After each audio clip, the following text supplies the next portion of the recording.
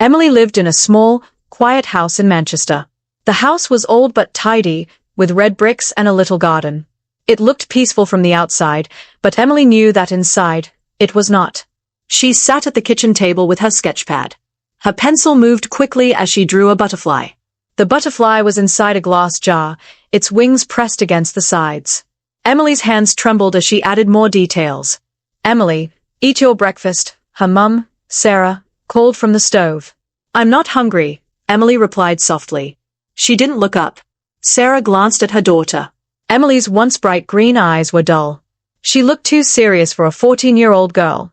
"Your father won't like it if you skip breakfast," Sarah said, her voice quiet. Emily's heart raced. She quickly picked up a slice of toast and took a small bite, even though she wasn't hungry. Just then, the door opened, and Emily's father, Richard, walked in.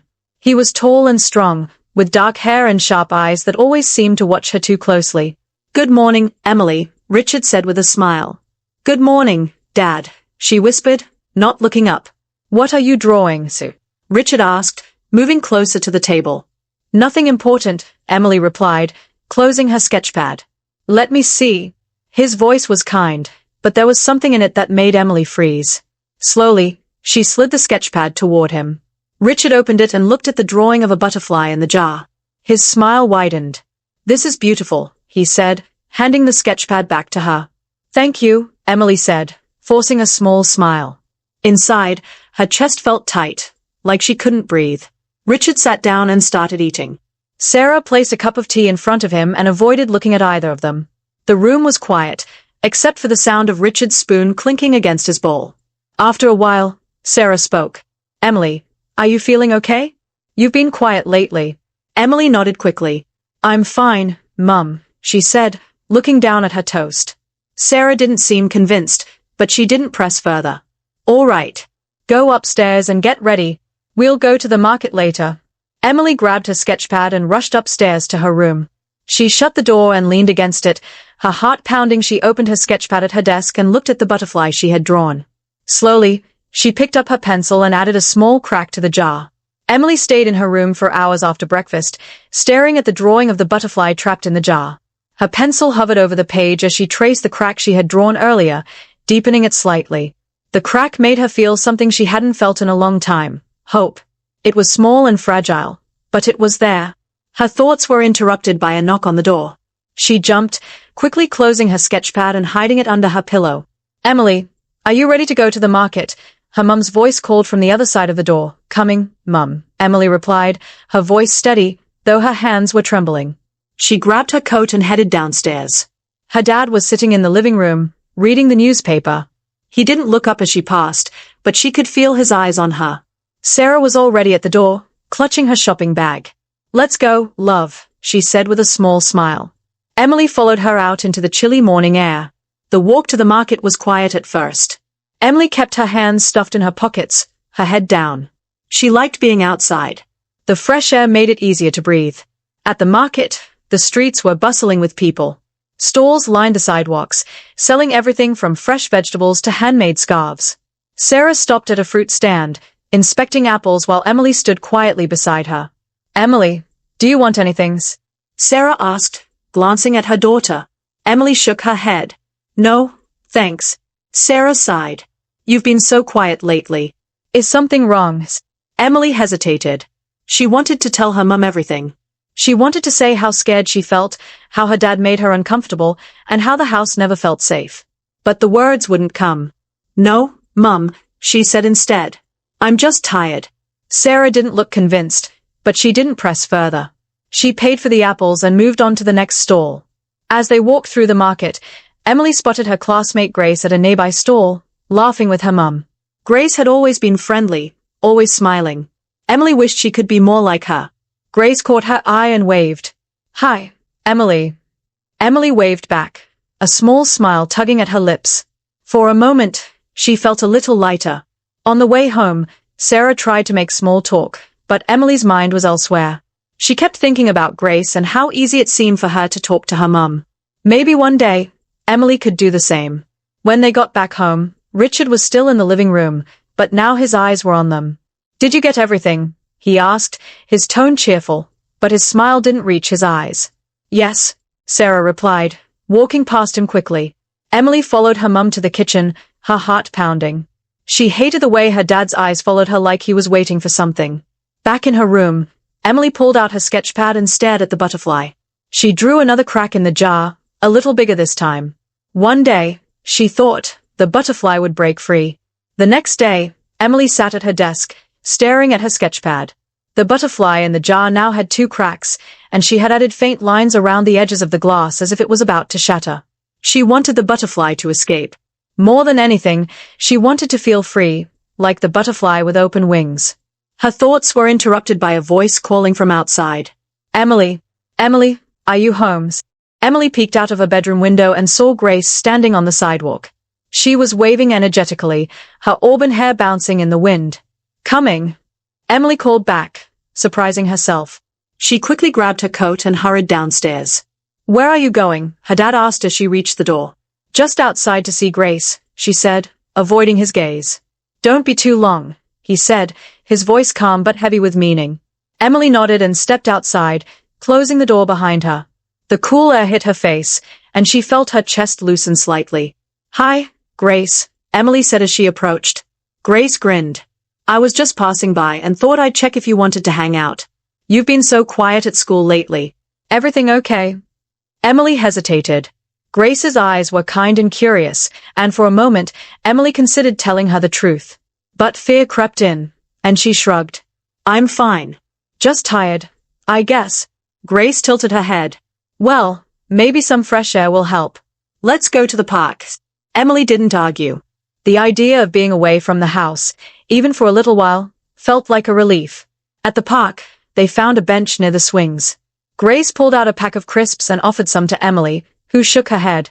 "You know, you can talk to me," Grace said suddenly, her tone serious. "If something's bothering you, I mean." Emily stared at the ground, her hands gripping the edge of the bench. She wanted to speak, but the words felt trapped inside her, like the butterfly in the jar. It wasn't much, but it was a start. That night, Emily lay in bed staring at the ceiling. The house was quiet, but the kind of quiet that made her feel uneasy. Shadows from the streetlights danced on her walls, and she pulled the blanket up to her chin. Her mind wandered back to Grace's words at the park. "Whenever you're ready, I'm here." Emily wanted to believe her friend, but the fear of what might happen if she spoke up was overwhelming. What if her dad found out? What if no one believed her? A creak in the hallway made her freeze. She held her breath, her heart pounding as she listened. Footsteps. Slow and deliberate. Her door opened slightly, and she saw her dad standing there. "You're still awake?" he asked, his voice low. Emily nodded, clutching the blanket tighter. "I can't sleep," she whispered. Richard stepped into the room, the dim hallway light casting his shadow over her bed. "Do you need anything?" "A glass of water. Maybe?" "No, I'm fine," she said quickly, her voice trembling. He stood there for a moment, watching her. Emily's stomach churned. Finally, he nodded and left, closing the door behind him. Emily let out a shaky breath, tears welling in her eyes. She turned on her side and reached for her sketch pad under her pillow. Opening it, she stared at the butterfly in the jar. This time, she drew the glass breaking.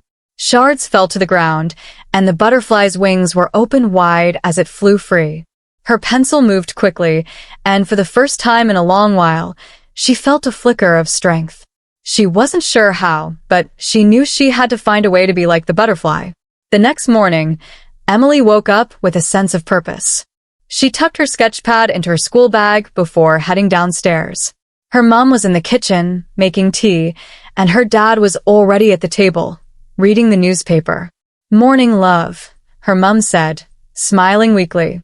"Morning," Emily replied, grabbing a piece of toast. Her dad looked up from his paper. "You slept well." Emily nodded, forcing a small smile. "Yes, Dad." But inside, she felt a growing determination.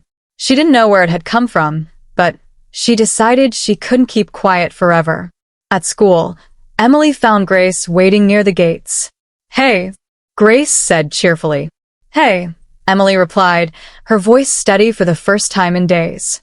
They walked to class together, and Emily felt the weight on her chest lighten just a little. As they sat in their seats, Emily opened her bag and glanced at her sketchpad.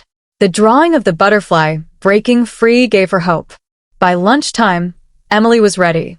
Sitting under the tree in the playground, she turned to Grace and said, "Can I tell you something?" Grace's face lit up with curiosity. "Of course. You can tell me anything." Emily took a deep breath. Her hands trembled as she picked at the hem of her sweater. "It's about my dad," she began.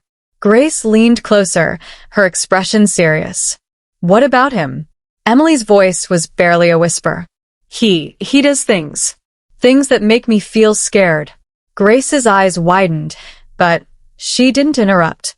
She placed a hand on Emily's arm and said softly, "Go on." Emily hesitated, tears filling her eyes. "I don't know what to do, Grace. I'm so scared." Grace squeezed her arm. "You don't have to do this alone. We'll figure it out together." For the first time, Emily felt a glimmer of relief. Someone knew. Someone cared. The bell rang, signaling the end of lunchtime, but Emily and Grace stayed under the tree a moment longer. Emily wiped her tears with the sleeve of her sweater, her breathing uneven. "Thanks for listening," Emily said quietly, avoiding Grace's gaze. "Of course," Grace replied firmly. "You don't have to thank me. You're my friend, Emily." The words felt warm like sunlight breaking through clouds. Emily hadn't felt this safe in a long time. As they walked back to class, Grace whispered, "We should tell someone, an adult who can help." Emily stopped in her tracks. Her chest tightened. "I don't think I can," she said, shaking her head. "What if they don't believe me? What if it makes things worse?" Grace placed a hand on Emily's shoulder. "They'll believe you.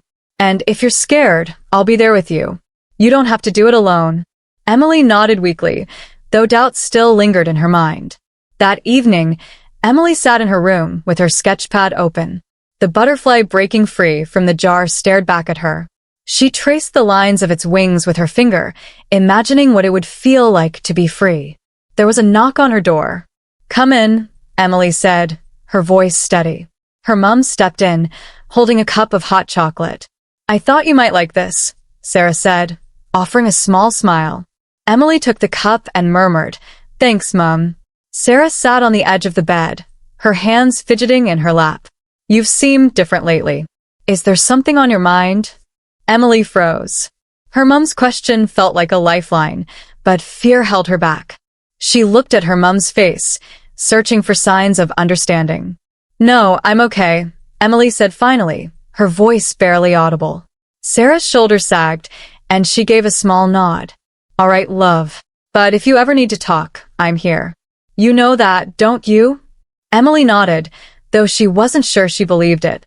After her mum left, Emily curled up on her bed, clutching the sketchpad to her chest. She wanted to believe her mum's words, but something told her it wouldn't be that simple. The next day, Grace found Emily by the lockers. "Did you think about what we talked about?" Grace asked softly. Emily hesitated. "I'm scared, Grace. What if my dad gets angry? What if no one helps?" Grace frowned, her face full of determination. "That's why we'll find someone who can. I think we should talk to Ms. Morgan. She's nice, and she cares about her students. I know she'll listen." Ms. Morgan was their teacher, and Emily had always liked her. She was kind and patient, and she never ignored it when someone was upset. "Maybe," Emily said slowly, her voice uncertain. Grace smiled. "One step at a time. Let's just start by saying something small. You don't have to tell her everything right away." Emily nodded, feeling a mix of fear and relief. The idea of telling someone was terrifying, but with Grace by her side, it didn't feel impossible. After school, Grace waited with Emily outside the classroom. Ms. Morgan was at her desk, grading papers. "You can do this," Grace whispered, giving Emily a reassuring nudge. Emily took a deep breath and walked toward Ms. Morgan. Her legs felt like they might give out, but she kept moving. "Ms. Morgan?" Emily said softly. The teacher looked up and smiled. "Yes, Emily? What's on your mind?" Emily glanced back at Grace, who gave her an encouraging nod. Turning back to Ms. Morgan, Emily swallowed hard and said, I need to talk to you about something important. Ms. Morgan's smile faded, replaced by a look of concern. She set down her pen and gestured for Emily to sit. Of course, Emily. Take your time. As Emily sat down, her hands shaking, she realized this was the first step toward breaking free. Sitting across from Ms. Morgan, Emily felt a lump in her throat. The teacher's kind eyes encouraged her to speak, but fear still gripped her. Grace stood nearby, her presence a quiet but powerful reminder that Emily wasn't alone. I don't know how to say this, Emily began, her voice trembling. That's okay, Ms. Morgan said gently. Take your time. I'm here to listen. Emily stared at her hands, twisting them in her lap. It's my dad. He does things that make me scared. Ms. Morgan's face softened, but her expression grew serious. Emily, what kind of things? Can you give me an example? Emily hesitated, glancing at Grace. Her friend gave her a small nod, silently urging her on. He touches me, Emily whispered, her voice breaking. In ways he shouldn't. Ms. Morgan took a deep breath, her composure steady, but her eyes filled with sorrow. Emily, thank you for telling me. That was very brave of you. I want you to know this isn't your fault, and I'm going to help you. Emily felt a wave of relief and fear all at once. Someone knew now. Someone who could do something. Ms. Morgan explained to Emily and Grace that she was required to report this to the authorities. I know it's scary, she said, but this is the first step to making sure you're safe. Emily nodded, her stomach twisting with anxiety. What happens next? I'll contact a social worker, Ms. Morgan said. They'll want to talk to you and your mom. They'll make sure you're protected. The next day, a social worker named Mrs. Carter visited the school to speak with Emily privately. She was warm and kind, asking questions in a way that made Emily feel safe. Emily told her everything, though her voice wavered with every word. Mrs. Carter listened carefully, taking notes and assuring Emily that she had done the right thing by speaking up. We'll take care of this, Mrs. Carter said. You're not alone. Mrs. Carter met with Sarah that evening to share what Emily had revealed. At first, Sarah was in shock, denying it could be true. My husband wouldn't do something like that, Sarah said, her voice trembling. But when Mrs. Carter explained the severity of the situation, Sarah broke down. She realized she had seen the signs, Emily's withdrawal, her fear, but had been too afraid to face them. That night, Sarah and Emily packed their things and left the house under Mrs. Carter's guidance. They were taken to a safe house, a quiet place where they could stay while the investigation into Richard began. Emily felt a strange mix of emotions, relief to be away from her father, but fear of what might come next. You're safe now, Sarah said, holding Emily close. I'm so sorry, love. I should have seen it sooner. At the safe house, Emily and Sarah began to settle into their temporary life. Emily started therapy, where she began to process her emotions and talk about her experiences. Her therapist encouraged her to use her art to express her feelings, and Emily found herself drawing more than ever. The butterfly in her sketches became a symbol of her journey, its wings growing stronger with every new page. After weeks of therapy and support, Emily began to feel a sense of freedom she had never known. She and her mom moved into a small flat of their own, far away from Richard. Richard was eventually arrested and faced legal consequences for his actions. Knowing he could no longer hurt them gave Emily the peace she had longed for. At her new school, Emily started to make friends and excel in her art classes. She shared her story with Grace, who remained a steadfast friend through it all. One day, Emily drew a final picture of the butterfly. It was no longer in a jar. Its wings stretched wide as it flew toward a bright, open sky. I'm free now, Emily said quietly, a small smile on her face. Sarah, standing nearby, hugged her tightly. Yes, you are. As Emily stood by her window, gazing at the bright sky ahead, she realized how far she had come. The dark days, the fear, the silence, those were behind her now. She had found the strength to break free from the pain, to speak her truth, and to heal. It wasn't an easy journey, but Emily had learned that with the support of others, courage could grow in even the darkest of places. The butterfly that had once been trapped was now soaring high, and so was she. It was a new beginning. A beginning where her voice would never be silenced again. To anyone who feels trapped, who feels like there's no way out, remember, you are not alone. There is always hope, and there is always help. Your voice matters. Don't be afraid to speak up. The world is waiting for you to spread your wings. Thank you for watching Emily's story. If you found it moving or inspiring, please like, comment, and share this video with someone who might need to hear it. Don't forget to subscribe to my channel for more powerful stories. Together, we can make sure no one has to suffer in silence. Until next time, stay strong, stay brave, and never stop believing in your light.